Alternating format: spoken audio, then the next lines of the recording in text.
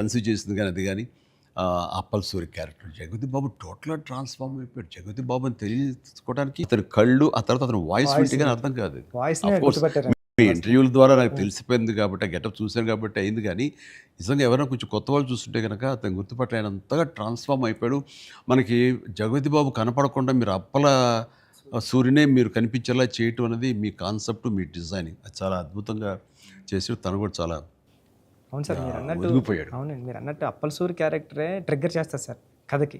ఏ emotion కావాలో అప్పల్ సూరే జెండా పట్టుకొని పెద్ద చేతిలో పెడతాడండి. అక్కడ నుంచి పెద్ద తీసుకుని ట్రావెల్ అవుతాడు సార్.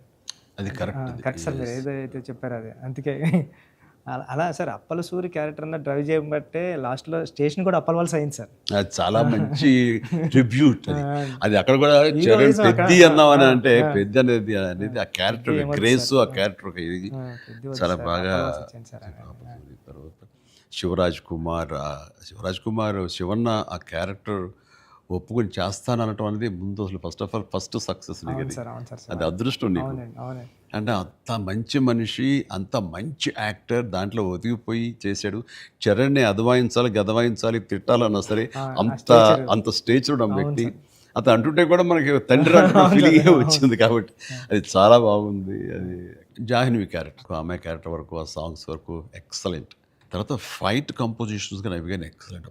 ముఖ్యంగా క్రికెట్ అనేది మనం గిమిక్గా చేయొచ్చు, అయిపోతుంది. కానీ కుస్తీ రెజ్లింగ్ అనేసరికి ఏమవుతుందంటే బాడీ ట్రాన్స్ఫర్మేషన్ కానీ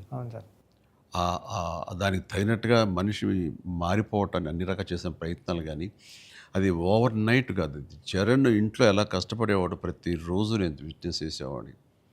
నైట్ ఎర్లీ మార్నింగ్ లేచి 5 లేచి వాడు 6 to 7 చేసి 9 o'clock మీ సెట్కి వచ్చిన తర్వాత మళ్ళీ నైట్ నువ్వు 9 కుదులుతావా 8 కుదులుతావా వచ్చి నీరసంగా వచ్చి కూర్చుని పోయి మళ్ళీ కాస్త సూప్ ఏదో తాగి మళ్ళీ జిమ్కి వెళ్ళిపోయేవాడు. చాలా కష్టం. పైగా అంతా ఆ 70 days వెజిటేరియన్ మీదే ఉన్నాడు.